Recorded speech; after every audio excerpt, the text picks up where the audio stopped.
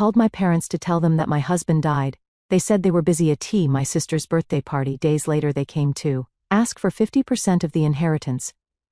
My 8-year-old daughter gave them an envelope and said, "That's why you came, right?" When they opened it, their hands started to shake. I'm Rachel Morgan, 32 years old, and last Tuesday, my husband Kevin died of a sudden heart attack. The shock still hasn't worn off.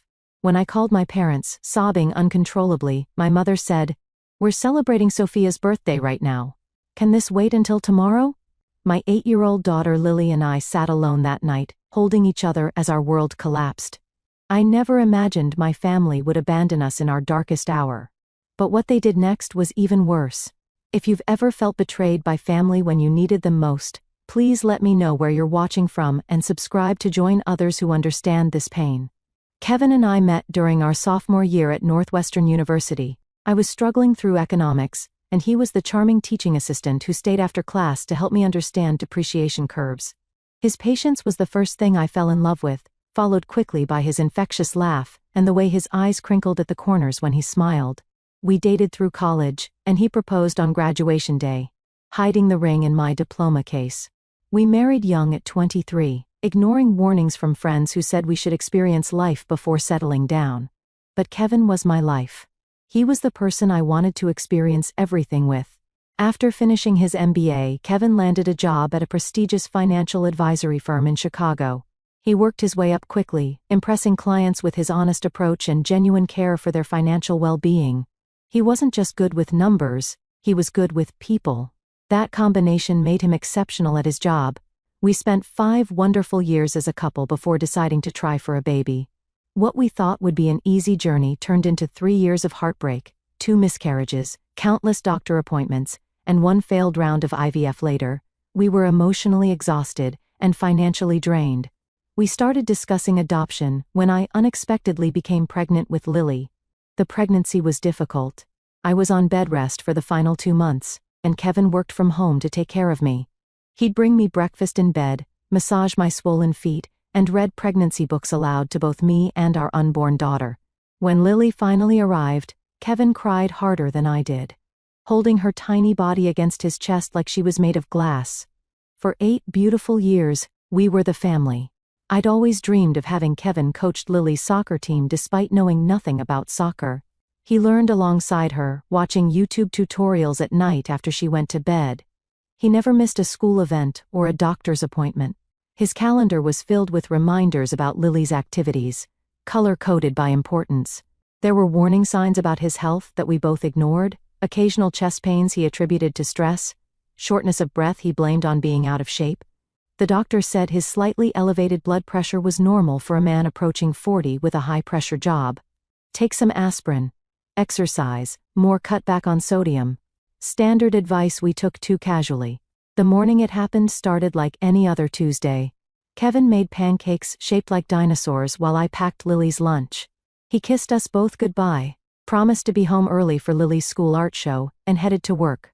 His last words to me were, "Don't forget to pick up more maple syrup. The real stuff, not that corn syrup garbage." Such a mundane final conversation. At 10:47 a.m. my phone rang. It was Amanda, Kevin's assistant.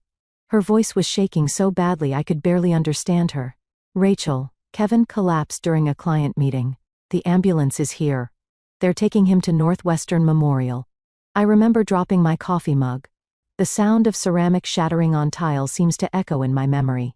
I called our neighbor, Ellen, to pick up Lily from school, then drove to the hospital breaking every speed limit. I prayed the entire way, bargaining with God in desperate whispers, but I was too late. Kevin was pronounced dead at 11:23 a.m., minutes before I arrived. "Massive heart attack," they said. Nothing could have been done, they assured me, as if that made it better somehow. Seeing Kevin's body was surreal. He looked like he was sleeping, except for the unnatural stillness of his chest. His skin was still warm when I touched his face. I kept expecting him to open his eyes, to smile and tell me this was all a terrible mistake. The next few hours passed in a blur of paperwork and phone calls. The funeral home needed decisions I wasn't prepared to make. Cremation? Or burial? What kind of service? Did he have a favorite suit? Questions that seemed impossible to answer when all I wanted to do was crawl into bed with my husband one last time. The hardest part was driving home, knowing I had to tell Lily that her father was never coming back. How do you explain death to an 8-year-old? How do you tell her that the daddy who made dinosaur pancakes that morning was gone forever? Telling Lily about her father was the most difficult moment of my life. When she got into my car after school, she immediately sensed something was wrong. "Where's Daddy?"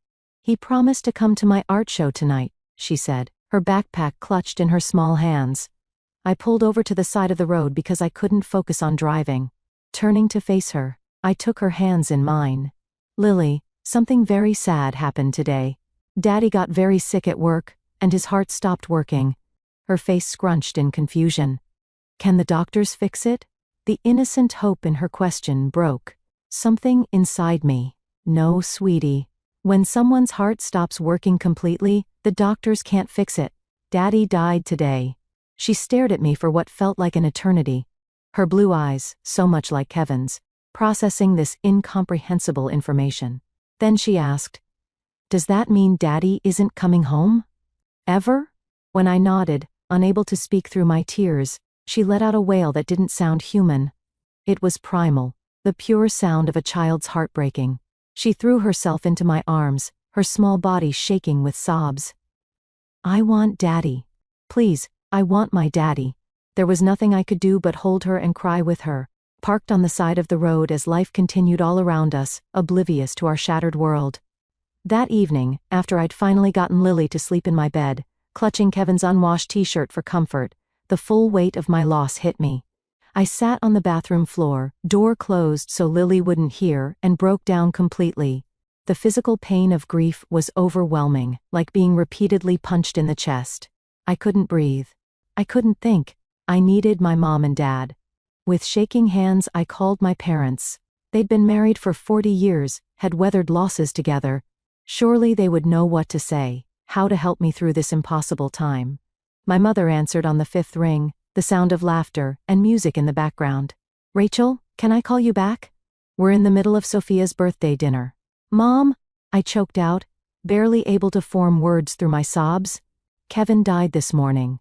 He had a heart attack at work. He's gone." There was a pause, and I heard her cover the phone and say something to someone else. When she returned, her voice was slightly more somber, but still distracted. "Oh my goodness. That's terrible. Are you sure? Maybe there's been a mistake?"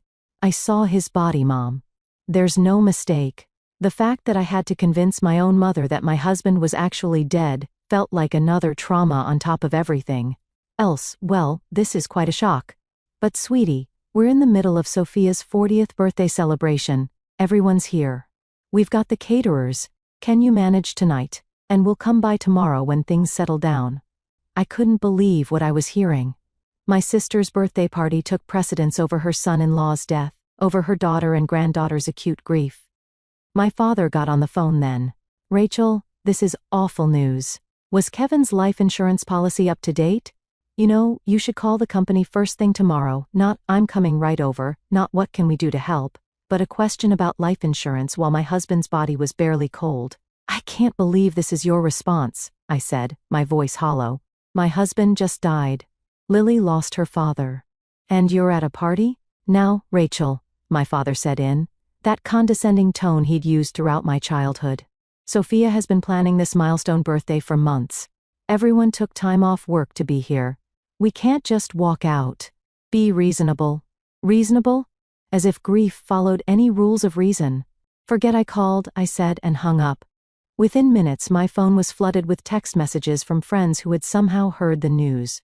Kevin's college roommate Brian, my colleague Jennifer, even my old high school friend Taylor who I hadn't spoken to in years, all offering condolences, asking what they could do to help. Strangers showed more compassion than my own family. My neighbor, Ellen, came over with a casserole and sat with me at the kitchen table as I tried to make a list of people to notify. She offered to stay the night, but I declined. I needed to be alone with Lily to start figuring out how we would navigate this new terrifying reality without Kevin. That first night was endless. Lily had nightmares and kept waking up calling for her daddy. I lay beside her, stroking her hair and telling her stories about Kevin, about how much he loved her, about how brave he thought she was. Eventually she fell into an exhausted sleep, but I remained awake, staring at the ceiling. The absence of Kevin's warmth beside me, an unbearable void. Morning came, and with it, the crushing realization that this wasn't a nightmare I could wake from. This was our life now, a life without Kevin. A life where my own parents couldn't be bothered to show up when I needed them most. Kevin's funeral was scheduled for Saturday, 4 days after his death. Those days passed in a fog of arrangements, paperwork, and trying to comfort Lily while barely holding myself together. My parents called once briefly to ask what time the service started, and if they should wear black, or if it was a celebration of life with colorful attire. They didn't offer to help with arrangements or ask how Lily was coping. The day of the funeral dawned bright and sunny, cruelly beautiful for such a dark occasion. Lily insisted on wearing a blue dress because Daddy always said I looked like a princess in blue. I helped her with her hair, weaving a small braid along her temple the way Kevin used to do on special occasions. We arrived at the funeral home an hour early to greet people. Kevin's colleagues from the financial firm came. First, somber in their dark suits, many of them openly crying. They had lost not just a co-worker, but a friend. They each took time with Lily, sharing small stories about her father that she might treasure later. My parents and Sophia were supposed to arrive early too, but they texted 20 minutes before the service was scheduled to begin, saying they were running late due to traffic. They finally walked in as people were being seated, making a small commotion as they found places in the front row that I had reserved for family. My mother hugged me briefly, her perfume overwhelming. The traffic was terrible, and Sophia had a hard time finding something appropriate to wear on such short notice. Short notice. As if Kevin's death were an inconvenient dinner party. Throughout the service I was acutely aware of Sophia checking her phone, my father glancing at his watch, my mother dabbing at dry eyes for show. Meanwhile, Kevin's colleagues and our friends were genuinely distraught, their grief palpable and real. In contrast to my family's detachment, Kevin's brother Marcus showed true devastation. He had flown in from Japan, where he taught English, arriving just hours before the service. He looked exhausted and hollow-eyed, having clearly not slept on the 30-hour journey. He sat next to Lily, holding her hand throughout the service, their identical blue eyes filled with tears. When it came time for the eulogy, I wasn't sure I could do it. My legs felt like lead as I approached the podium, but then I looked at Lily, sitting there so brave and small in her blue dress, and found the strength somewhere. I spoke about Kevin's kindness, his integrity, his boundless love for his daughter.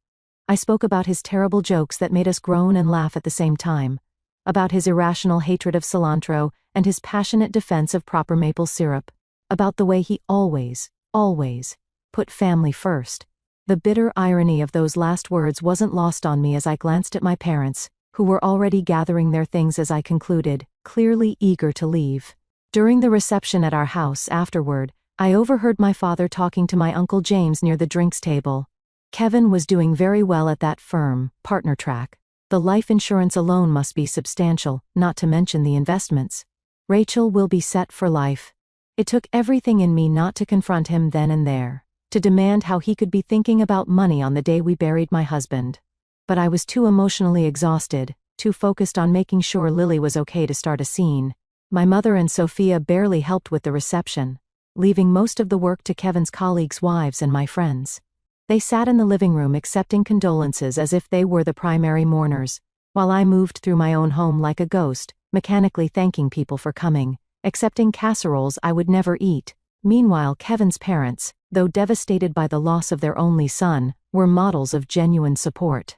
His mother Diana took over caring for Lily during the reception, making sure she ate and protecting her from well-meaning but overwhelming guests. His father Robert quietly organized the cleanup afterward, staying until the last guest had left. Bill. Contrast between Kevin's family and my own was stark and painful.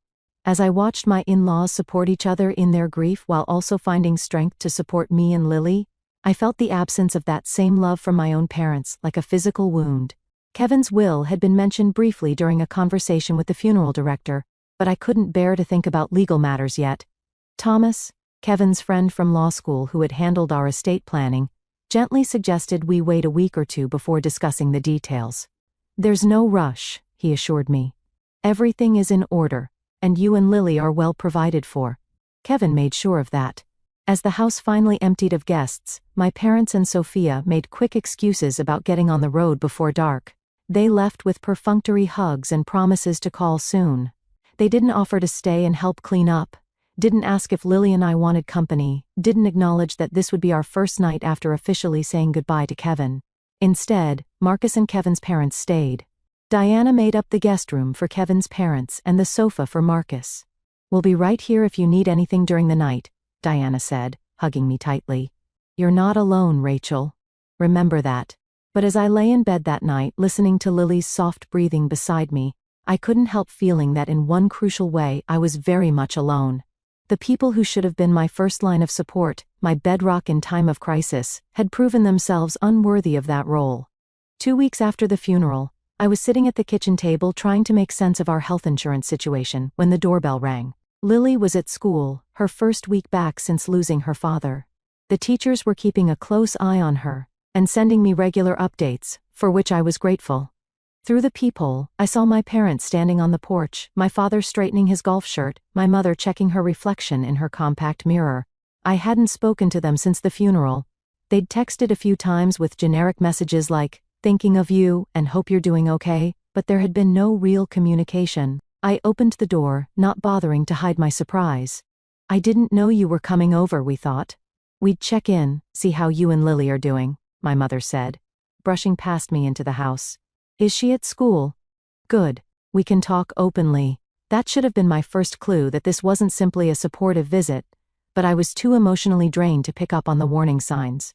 They settled themselves in the living room while I made coffee, falling into the hostess role automatically, even though they should have been taking care of me. When I brought in the mugs, my father was examining the new sound system Kevin had installed just a month before his death. "Nice setup," he commented, running his hand along the speakers. Kevin had good taste in electronics. He did, I agreed, the simple past tense still a knife twist in my heart. After a few minutes of awkward small talk about Lily's school and my mother's garden club, my father cleared his throat in the way he always did before discussing serious matters. "Rachel, we wanted to talk to you about your situation," he began, setting his coffee mug down precisely on a coaster. "My situation?" "Your financial situation," my mother clarified, exchanging glances with my father. "Now that you're adjusting to life without Kevin." I stared at them, not comprehending at first what they were getting at. "I'm not sure what you mean." "Kevin left us well provided for." "Yes. Well, that's what we wanted to discuss," my father said, leaning forward. "Your mother and I are getting older. Our retirement fund took a hit in the last market downturn, and with healthcare costs what they are." The implication hung in the air for a moment before I understood. "Are you asking me for money now?" My mother had the grace to look slightly embarrassed, but my father pressed on. "We thought, given Kevin's position at the firm and his life insurance policy, that you might be in a position to help family. After all, we are your parents." The audacity of their request left me momentarily speechless. My husband wasn't even cold in his grave, and they were here with their hands out. "How much are you thinking?" I asked, my voice flat.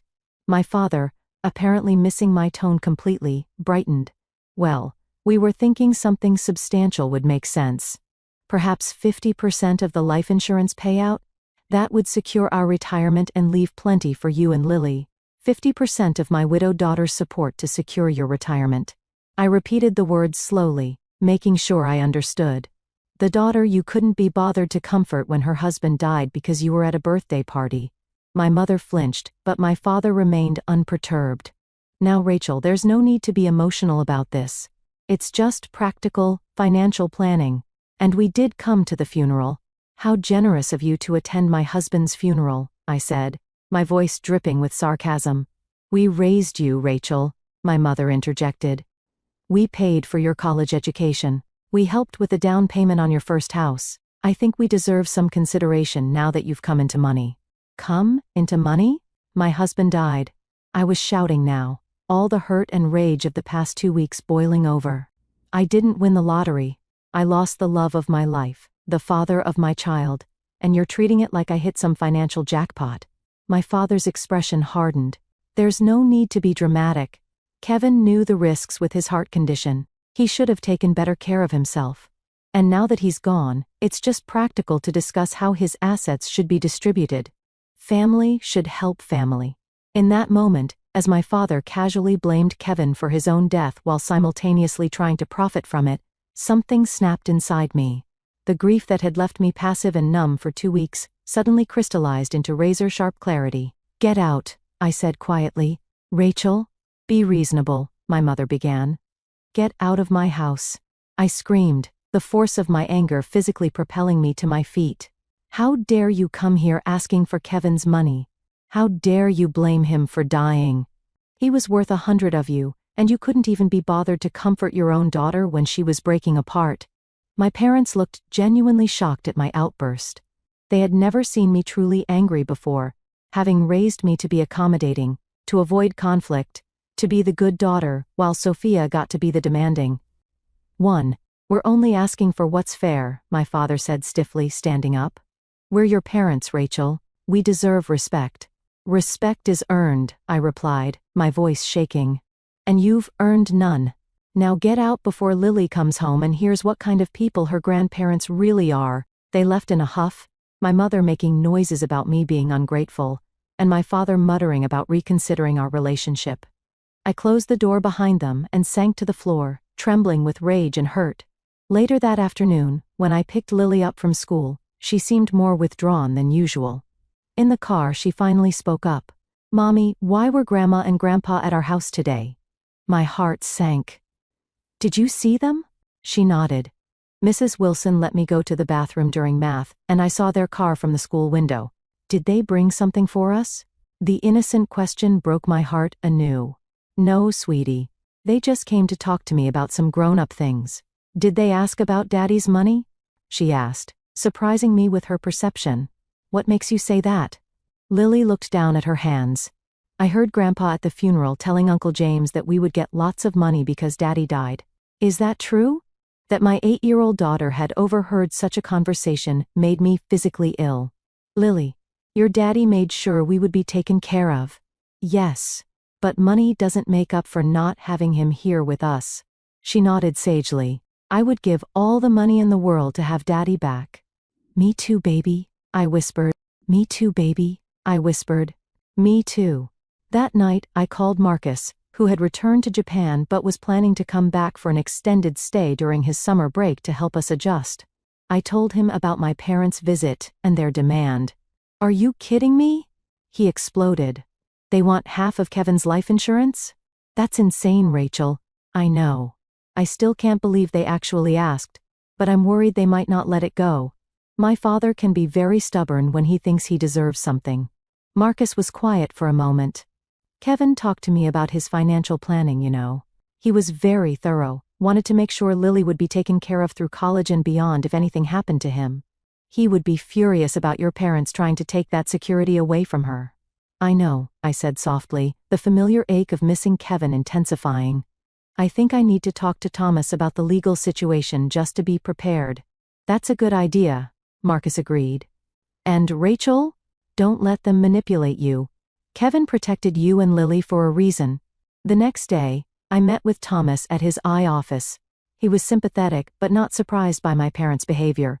"Unfortunately, I see this kind of thing more often than you'd think," he said, reviewing Kevin's will and insurance documents. "But I can assure you, everything is airtight. Kevin designated you as the sole beneficiary of his life insurance and retirement accounts. Your parents have absolutely no legal claim to any of it. Could they contest the will?" I asked, worried. Thomas shook his head. "The will is clear and properly executed. And even if they tried, they have no grounds. Kevin was of sound mind. And parents have no automatic right to inherit from adult children, especially when there's a spouse and child." That reassurance should have made me feel better. But as I left Thomas's office, my phone buzzed with a string of text messages from my parents and, surprisingly, from Sophia, from my father. "We need to discuss this situation like adults. Call me." From my mother, "I raised you better than this, Rachel. Family comes first." From Sophia, "You've always been selfish, but this is low even for you. Mom and Dad deserve better." The hypocrisy of Sophia, who had barely looked up from her phone during Kevin's funeral, accusing me of being selfish, was almost laughable, if it weren't so painful. That evening, as Lily and I were eating dinner, my father called. When I didn't answer, he left a voicemail demanding a family meeting at their house on Sunday afternoon. This concerns all of us, Rachel. Be there at 2. Bring Lily. I set the phone down, my appetite gone. Involving Lily in this ugly situation was the last thing I wanted, but maybe it was time to have everything out in the open to make a final break if necessary. With Thomas's reassurance about the legal aspects, I felt more confident in standing my ground. Was that Grandpa? Lily asked, pushing her peas around her plate. Yes, I admitted. He wants us to come over on Sunday. Lily was quiet for a moment, then asked, do we have to go? The fact that my daughter, who had once loved visiting her grandparents, now seemed reluctant, spoke volumes. I think we should, I said carefully. Sometimes it's important to face difficult situations directly. She nodded, a look of determination crossing her face that reminded me painfully of Kevin. Okay. But can I bring something with me? I have an idea. What kind of idea? I asked, curious about her sudden intensity. Just something Daddy taught me about standing up for yourself, she said cryptically. Can I use the computer after dinner? Agreed, wondering what my 8-year-old was planning, but trusting that whatever it was, it came from the good heart and strong values her father had helped instill in her. The days following my parents' visit were filled with conflicting emotions. Grief for Kevin remained a constant heavy weight, but now it was complicated by anger and betrayal toward my family. In quiet moments when Lily was asleep, I found myself revisiting memories from childhood, seeing them in a new harsh light. There were the dance recitals where my parents left early to make it to Sophia's softball games, but never the other way around. The Christmas when I received practical clothes while Sophia got the expensive art supplies we both had asked for. The way my academic achievements were expected, while Sophia's C grades were celebrated as trying her best. Small inequities. That seemed insignificant individually, but formed a pattern when viewed collectively. I called Amanda, Kevin's assistant, who had become a friend in the weeks since his death. Am I overreacting? I asked her after explaining my parents' demand. Is it normal to feel this angry, or is it just grief making everything worse? Rachel, she said firmly, if my parents had done that to me, they'd be dead to me. What they did is beyond inappropriate. It's cruel. Her validation helped, as did a long conversation with Marcus that evening. He was planning to take a leave of absence from his teaching position to come stay with us for a few months, a kindness that brought me to tears. Kevin made me promise, he explained. Years ago when you were pregnant with Lily, he made me swear that if anything ever happened to him, I would be there for you both. I intend to keep that promise. The contrast between Marcus's loyalty to his brother's wishes and my own parents' behavior couldn't have been starker. Meanwhile, Lily had been unusually focused on some project she was working on in her room, hunched over her desk with colored pencils and paper. When I asked what she was doing, she just smiled secretively and said, something important for Sunday. On Saturday, I decided to review Kevin's financial documents more thoroughly, wanting to be fully informed before the confrontation with my family. Kevin had been meticulous about our finances, keeping everything organized in a home office filing cabinet. As I went through the folders, I found a sealed envelope with my name on it in Kevin's handwriting. With trembling hands, I opened it to find a letter dated just 3 months earlier, around the time of his last physical. My dearest Rachel, it began. If you're reading this, it means the doctor's concerns about my heart were more serious than I let on. I didn't want to worry you, but I've updated our will and insurance policies just in case. Everything goes to you with provisions for Lily's education and future. Use it well, live fully, and know that my greatest joy was being your husband and Lily's father. I broke down sobbing, both devastated that he had kept his health concerns from me and deeply moved by his foresight and care. Kevin had known there was a risk, and had prepared for it while trying to spare me the worry. It was so typically him, both frustrating and loving in equal measure. The letter continued with specific instructions about the insurance policies and investments, but also included a paragraph that caught my attention. I've set up a separate trust for Lily that can't be accessed until she's 25, except for education expenses. This is important, Rachel. Your father has approached me twice about investment opportunities that were thinly veiled requests for money. I declined politely, but he seemed to think my death would create an opportunity for him to access funds through you. Don't let that happen. Your parents have made poor financial choices for years, And while I sympathize, Lily's future cannot be compromised to bail them out. The revelation that my father had already tried to get money from Kevin while he was alive added another layer of betrayal. Kevin had protected me from this knowledge, probably trying to preserve my relationship with my parents. Even in this, he had put my feelings first. Armed with this new information, I called Thomas again to verify that the trust Kevin mentioned was indeed secure from any claims. He assured me it was ironclad, and also suggested I bring a copy of Kevin's letter to the family meeting. It's not legally necessary, he explained, but it might be useful to have Kevin's explicit wishes documented if they try to pressure you emotionally. Sunday morning arrived with a sense of impending confrontation. Lily was unusually quiet as we got dressed, but there was a determined set to her small shoulders that reminded me of Kevin before an important client meeting. "Are you sure you want to come?" I asked her one last time as we prepared to leave. "You could stay with Ellen instead." She shook her head firmly. "I need to be there, Mom, for Daddy." On the drive to my parents' house, Lily clutched a manila envelope to her chest, still refusing to tell me exactly what was inside. "It's a message from me and Daddy," was all she would say.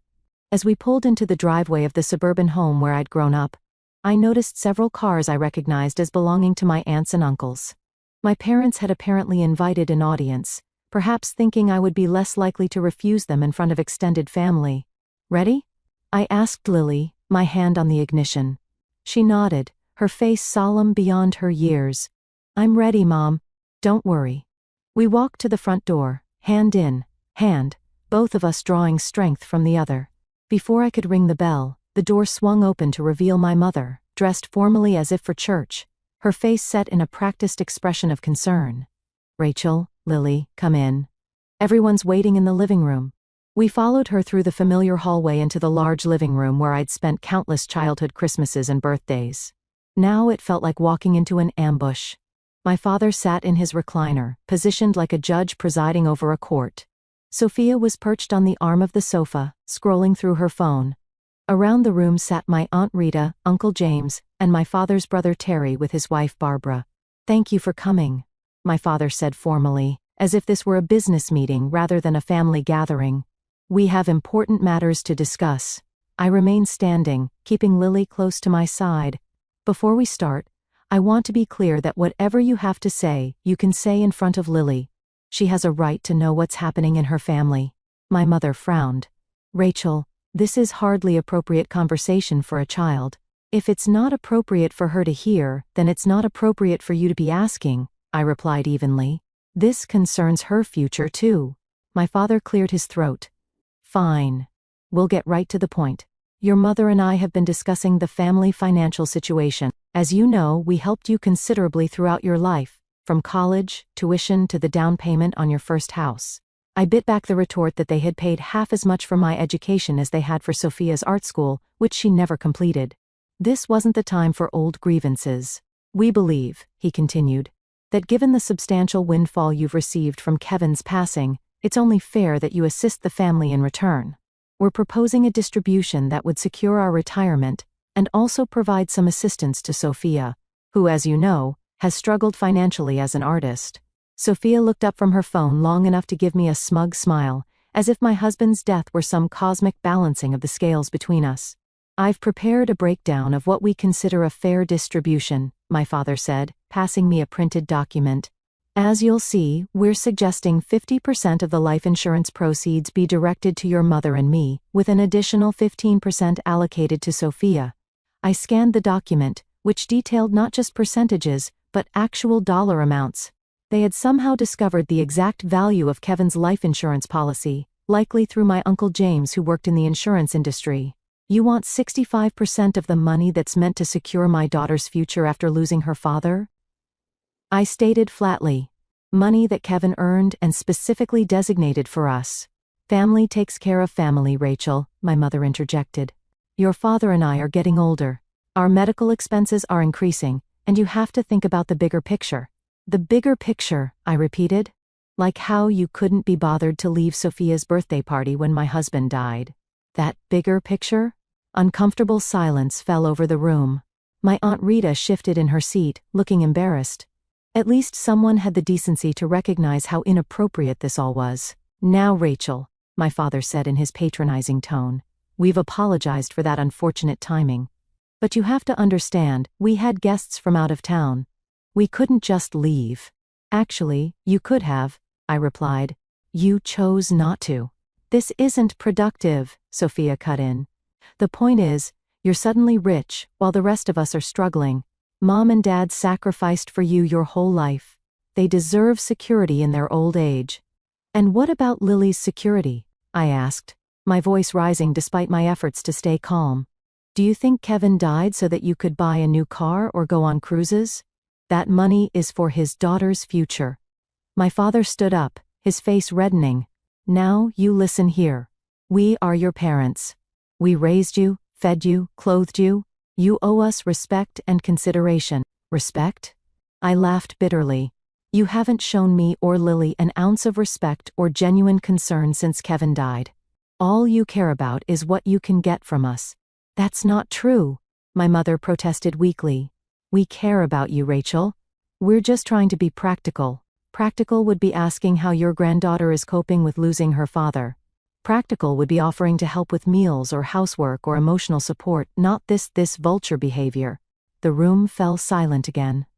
My Uncle Terry looked uncomfortably at the floor while his wife Barbara glared at my father, clearly as appalled as I was. Into this tense silence, Lily suddenly stepped forward, still clutching her envelope. I have something to say, she announced in a clear, strong voice that startled everyone. My mother attempted a condescending smile. Sweetie, the adults are talking about important things right now. Lily stood her ground, channeling Kevin's quiet confidence. This is important too. It's about my daddy, and what he would want. All eyes turned to her, this small figure standing so bravely in the center of adult conflict. Even Sophia put down her phone. Daddy taught me that when people show you who they really are, you should believe them, Lily said, her voice only slightly trembling. And when people only come around, when they want something, they're not really family. She turned to face my parents directly. You didn't come to see us when Daddy died. You didn't help Mom when she was crying every night. You didn't ask me if I was okay, or if I needed anything. You only came when you wanted money. The raw truth from an 8-year-old's mouth seemed to land differently than when I had said similar things. My mother's carefully composed face crumpled slightly, while my father seemed at a loss for words. Lily opened her envelope and pulled out a sheet of paper. I made something for you because I know that's why you really came to see us. She walked over and handed the paper to my father. It was a child's drawing, but as I glimpsed it over his shoulder, I saw it was designed to look like an invoice. At the top, in Lily's careful handwriting, it read, Bill for real love and support. Listed below were items like being there when Daddy died, $0 not provided. Helping Mom when she was sad, $0 not provided. Hugging me when I cried for Daddy, $0 not provided. Being real grandparents, priceless, but not paid. At the bottom was a total $0. That's why you came. Right? For money? This is what you earned. The silence in the room was absolute. My father's hands trembled as he held the paper. My mother began to cry. Whether from shame or manipulation, I couldn't tell. Sophia stared at Lily with an expression of shock, as if seeing her niece for the first time. I think we're done here, I said quietly, taking Lily's hand. Don't contact us again, unless it's to apologize and show genuine change. Lily deserves better grandparents than you've been. And I deserve better parents. As we walked out, leaving my stunned family behind, I felt a strange mixture of sorrow and liberation. We had lost more than Kevin. We had lost the illusion of a supportive extended family. But in that loss, there was also clarity and the freedom to rebuild our lives without toxic obligations. In the car, I hugged Lily tightly. That was incredibly brave. I'm so proud of you. She hugged me back. Daddy always said we have to stand up for what's right, even when it's hard. Was I right, Mom? Yes, baby, I assured her, tears streaming down my face. You were absolutely right. The drive to my parents' house had been tense, with Lily unusually quiet beside me, that manila envelope clutched tightly in her small hands. I'd been so focused on preparing for the confrontation with my parents that I hadn't paid enough attention to what my daughter was planning. Now, as we drove away from the house where I grew up, I felt equal parts pride in her courage and sadness that she had to grow up so fast. "Lily, how did you come up with that idea for the bill?" I asked as we drove home. She gazed out the window for a moment before answering. "Daddy and I were watching a movie once where someone gave an invoice to a mean person. Daddy said sometimes people need to see on paper what they're really worth." Her voice cracked slightly. "I think Grandpa and Grandma needed to see that they haven't been worth much to us lately." The wisdom in her words, echoing Kevin's values, brought fresh tears to my eyes. "Your daddy would be so proud of you today," I told her, reaching over to squeeze her hand. "So am I." My phone began buzzing incessantly with calls and texts from my family, but I ignored them all. This wasn't a negotiation. It was a boundary being firmly established. Whatever fallout came from this confrontation would have to wait until Lily and I had processed what had happened. When we got home, Marcus was waiting on our porch. He had flown in early from Japan, wanting to surprise us, and Ellen had given him the spare key to wait inside. Seeing him, so much like Kevin in his gestures and smile, was both painful and comforting. "How did it go?" he asked, embracing us both. "Aunt Lily was amazing," Lily declared before I could answer. She stood up to Grandpa and made him see that he was being mean about Daddy's money. Marcus raised an eyebrow at me. "Aunt Lily?" I smiled, despite everything. "Apparently, I've been promoted from Mom to Aunt Lily for bravery points." Over dinner, we told Marcus everything that had happened at my parents' house. His expression darkened when I described my father's distribution plan, but he broke into a proud smile when Lily explained her invoice idea. "That's pure Kevin right there," he said, ruffling Lily's hair. "Creative problem solving with just the right amount of well-deserved guilt trip." That night, after Lily went to bed, Marcus and I sat in the kitchen drinking tea and talking about next steps. "They'll try again," he warned me. "People like your parents don't give up easily when money is involved." I nodded, thinking of my father's stubborn persistence throughout my childhood. "I know, but I'm not going to give in. Not just because it's wrong, but because it would betray Kevin's explicit wishes." "Have you thought about what this means for your relationship with them going forward?" Marcus asked gently. It was a question I'd been avoiding since the confrontation. "I don't know," I admitted. "Part of me wants to cut them off completely. They've shown their true colors so clearly. But another part of me wonders if that's fair to Lily. They're her only grandparents on my side. Are bad grandparents better than no grandparents?" Marcus countered. "Kevin's parents adore Lily, and they actually show up for her. Quality over quantity, right?" He had a point. Diana and Robert had called Lily every other day since Kevin's death, sent care packages, and were planning an extended visit. They were grieving too, but they put their granddaughter's needs first. The next morning, my phone showed 8 missed calls from my mother, 3 from my father, and 1 from Sophia. There were also numerous text messages ranging from angry accusations to tearful apologies that felt more like manipulation than genuine remorse. I decided to respond to just one message from my mother. "We need to talk about what happened." My reply was simple. "There's nothing to talk about until you can acknowledge the harm you've caused and show real change. Lily and I need time and space." Then I blocked their numbers, a temporary measure to give us breathing room. I also emailed Thomas to inform him of what had transpired and ask him to be on alert for any legal maneuvers my parents might attempt, though he had assured me they had no grounds for any claims. Over the next few days, my parents tried various approaches to re-establish contact. They sent flowers with apology cards that spoke vaguely of family misunderstandings. They attempted to reach me through mutual friends. My father even showed up at my workplace, only to be turned away by security when I refused to see him. Surprisingly, it was my Aunt Barbara, Uncle Terry's wife, who provided an unexpected source of support. She called from her personal phone, which I hadn't blocked, asking if we could meet for coffee. Wary but curious, I agreed. "I want you to know that not everyone in the family supports what Brad and Carol did," she told me when we met, referring to my parents. Terry and I were horrified. We only went to that meeting because they told us it was about planning a memorial scholarship in Kevin's name. Her honesty was refreshing, and it helped to know that not all of my extended family were complicit in my parents' scheme. "They've always favored Sophia," Barbara continued, confirming what I'd felt but doubted for years. "We've all seen it, but no one wanted to interfere." Maybe we should have. A week after the confrontation, A formal letter arrived from my father, written on his business stationery as if to lend weight to his words. It stated that unless I was willing to come to a reasonable financial arrangement with them, they would be forced to reconsider our relationship with you and Lily entirely. It was meant to be threatening, I suppose, this idea that they would cut us off. Instead, it felt like permission to move forward without the burden of toxic relationships. I filed the letter with Thomas in case it was ever needed as evidence of their intentions. 2 weeks after our confrontation, my mother tried a new tactic, showing up at Lily's school at pickup time. Fortunately, I had already informed the school about the situation, and they called me immediately. By the time I arrived, the principal had politely but firmly asked my mother to leave, reminding her that only authorized individuals could interact with students. Standing in the school parking lot, my mother looked smaller somehow, less imposing than she had throughout my childhood.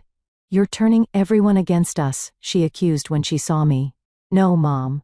Your own actions are doing that," I replied evenly. "Please don't come to Lily's school again. If you want to rebuild a relationship with us, it needs to start with respect for our boundaries." "We're your parents," she protested, tears forming in her eyes. "You can't just cut us out of your life." "I'm not cutting you out," I clarified. "I'm asking you to step back and reconsider how you want to be part of our lives. Do you want to be the grandparents who support and love Lily unconditionally?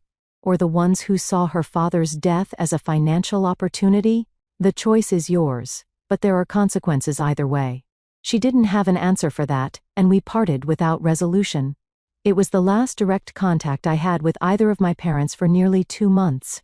During that time I focused on Lily, on starting to build our new normal without Kevin, but with the support of those who truly cared for us. Marcus stayed with us for 3 months, his presence a daily reminder of Kevin in the best possible way. He taught Lily to play chess, something Kevin had planned to do.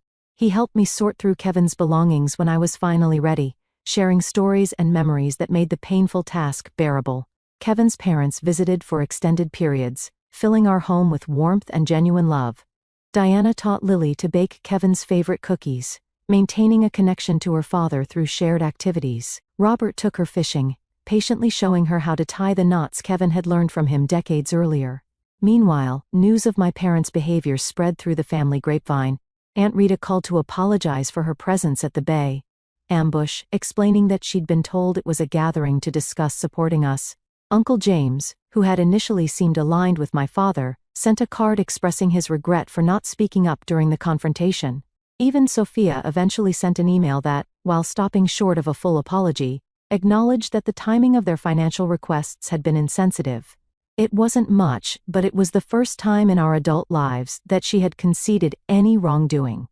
3 months after Kevin's death, on what would have been our 13th wedding anniversary, I received another letter from my parents. This one came in a plain envelope, handwritten rather than typed on business letterhead.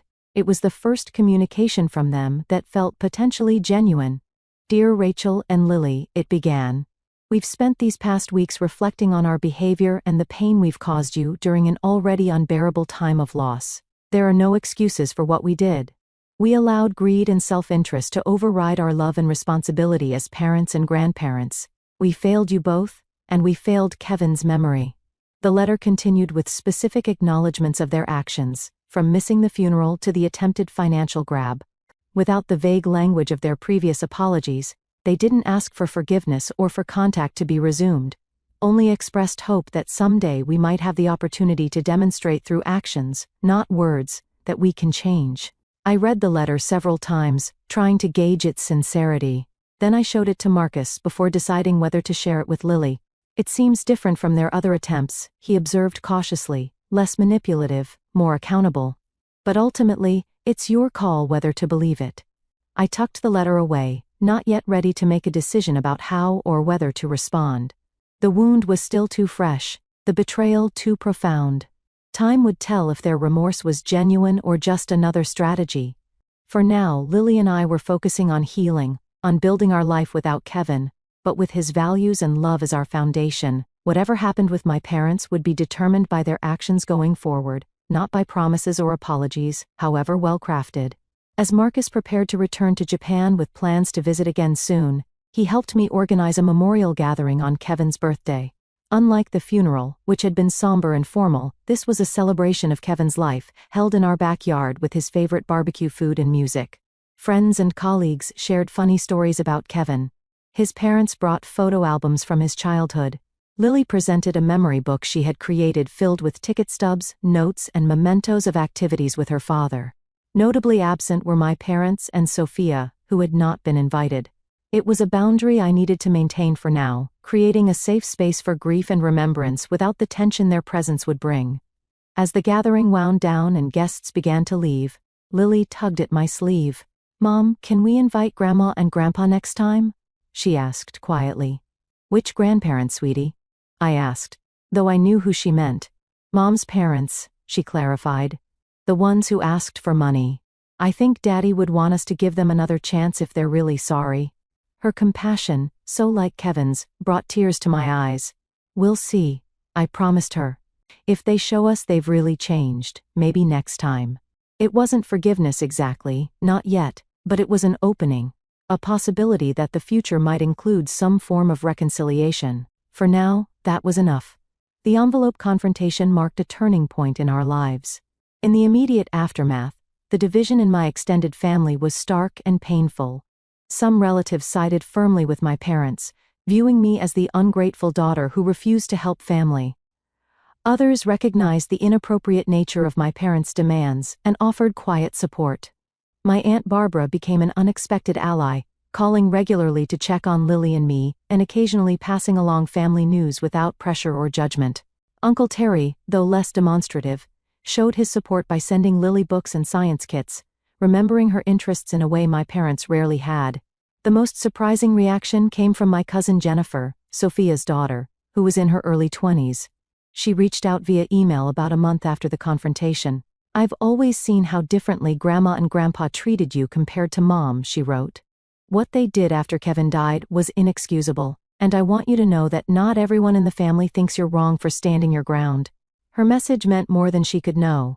Validation from an unexpected source that I wasn't crazy or selfish for protecting Lily's future. My parents' initial reaction to being cut off was a campaign of manipulation. They enlisted family members to plead their case, sent guilt-inducing emails, and even attempted to use Lily's school as a point of contact. When these efforts failed, they shifted tactics to more direct threats, suggesting they might contest the will despite having no legal grounds to do so. Thomas, Kevin's lawyer friend, responded to these threats with a firmly worded legal letter, outlining the baselessness of any potential claims and the possible consequences of harassment. After that, the direct pressure eased, though the emotional fallout continued. Throughout this difficult period, I was surprised by how many people stepped forward to support us. Kevin's colleagues established a college fund for Lily, separate from what Kevin had already arranged. My neighbor Ellen, a retired teacher, helped Lily with homework when grief made concentration difficult. Even my boss at the architectural firm where I worked as an office manager showed unexpected compassion, allowing me flexible hours to attend grief counseling with Lily. 6 months after Kevin's death, Marcus returned for another extended visit, this time with news. "I'm transferring to the university here," he announced over dinner one night. "I've been offered a position in the linguistics department starting next semester. You're moving back to the States?" I asked, surprised. Marcus had been living in Japan for nearly a decade. He nodded, glancing at Lily, who was practically bouncing with excitement. "Kevin made me promise to be there for you both. It's easier to keep that promise if I'm in the same country, ideally the same city." The decision to reconfigure our lives without Kevin wasn't simple, but having Marcus nearby made it easier. He didn't try to replace his brother, but his presence kept Kevin's memory alive for Lily in countless small ways, from the same quirky sense of humor to shared mannerisms that sometimes caught me off guard. On Lily's 9th birthday, 4 months after the confrontation with my parents, I received another letter from them. This one came with a modest gift for Lily, a book about astronomy that actually aligned with her interests, suggesting a level of thought that had been missing from previous gifts of pink princess items she had never cared for. The letter acknowledged the hurt they had caused, and asked not for money or even forgiveness, but simply for the opportunity to see Lily on her birthday, even if just for 15 minutes in a public place of your choosing with you present the entire time. After discussing it with Lily, who was cautiously open to the idea, I arranged for a brief meeting at her favorite ice cream shop. I set clear boundaries in my response. This was not a resumption of normal relations, but a tentative first step that would depend entirely on their behavior. Meeting was awkward, but surprisingly free of drama. My parents seemed genuinely chastened, focusing entirely on Lily, asking appropriate questions about school and her interest without bringing up money, the past conflict, or making demands. They had clearly rehearsed their approach, but the effort itself showed a willingness to change that I hadn't expected. As we were leaving, my father asked quietly, "Could we possibly do this again sometime? Maybe next month?" It was the lack of entitlement in his request, the understanding that access to his granddaughter was a privilege to be earned rather than a right to be demanded. That made me consider it. "We'll see," I replied. "I'll let you know." That tentative beginning led to carefully structured, occasional visits over the next few months. My parents remained on probation, so to speak, but they consistently respected the boundaries I established. They never mentioned money again, never tried to see Lily without my permission, and gradually demonstrated through actions rather than words that they understood the damage they had done. A year after Kevin's death, we held a memorial service on the anniversary. Unlike the confrontation several months earlier, I chose to invite my parents, making it clear that this was a significant test of their commitment to rebuilding our relationship. To my relief, they came appropriately somber and supportive, bringing a photo album of Kevin at family gatherings that I hadn't even known existed. They stayed in the background, not making the day about them or their relationship with me, but simply honoring Kevin's memory alongside everyone else who had loved him. After the service, my mother approached me cautiously. "We've been seeing a family therapist," she confessed, "trying to understand where we went so wrong, not just after Kevin died, but throughout your life. It's been illuminating. It wasn't an overnight transformation, and there were still awkward moments and old patterns that emerged occasionally, but the effort was consistent. And over time, a new relationship began to take shape, one based on mutual respect rather than obligation or expectation." Sophia took longer to come around. Her initial reaction to being cut off from access to Kevin's money was anger and resentment, manifesting in nasty social media posts and attempts to turn family members against me. But as our parents gradually reformed their behavior, her position became increasingly untenable. Eventually, after nearly a year of minimal contact, she reached out with a genuine apology. "I've been jealous of you my whole life," she admitted during a tense coffee meeting. "You were always the smart one, the responsible one. When Kevin died and left you financially secure, it just amplified every insecurity I've ever had. It doesn't excuse what I did, but I want you to know I'm working on it." It was perhaps the most honest conversation we'd ever had as sisters. It didn't immediately repair our relationship, but it opened a door to the possibility of a healthier connection in the future. As for Lily and me, the journey through grief was ongoing but evolving. The sharp, constant pain of early loss gradually transformed into something more manageable, a sadness that could coexist with moments of joy and hope. Lily still had nights when she cried for her father, but she also had days filled with laughter and normal 9-year-old concerns.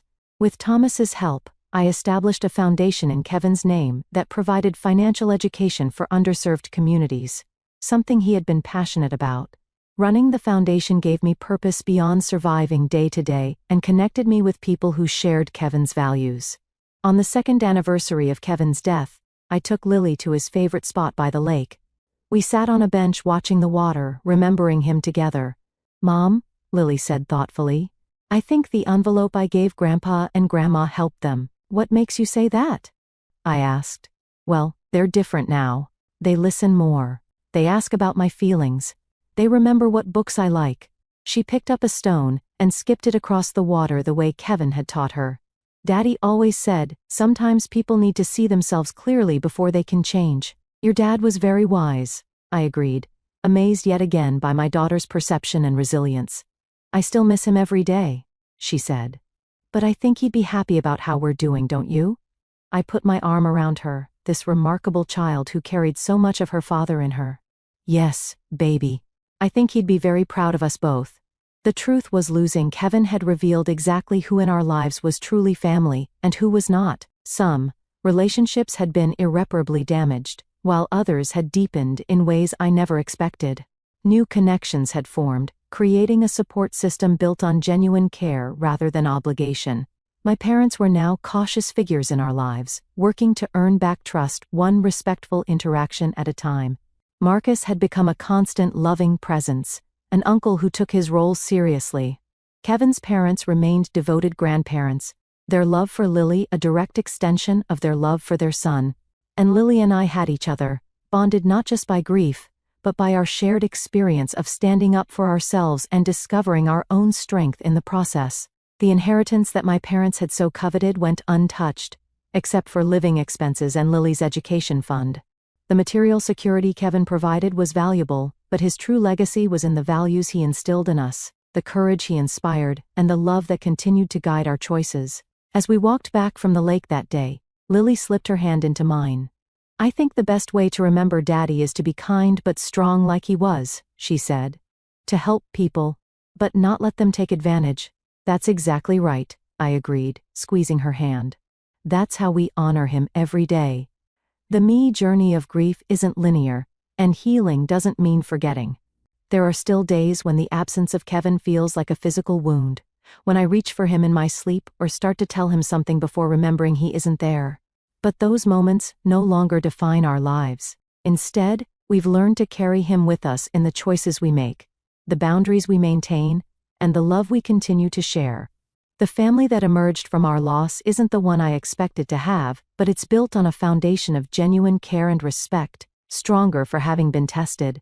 If you've ever experienced family betrayal during grief or had to stand up for yourself against those who should have supported you, I hope our story reminds you that you're not alone. Sometimes the most difficult boundaries to establish are with the people we've been taught all our lives to accommodate. But protecting yourself and those who depend on you isn't selfish. It's necessary. Please share your experiences in the comments if you feel comfortable. Like and subscribe if this story resonated with you. And remember that family is defined by love and respect, not just blood. Thank you for listening to our journey, and I wish you the strength to honor your own worth in all your relationships.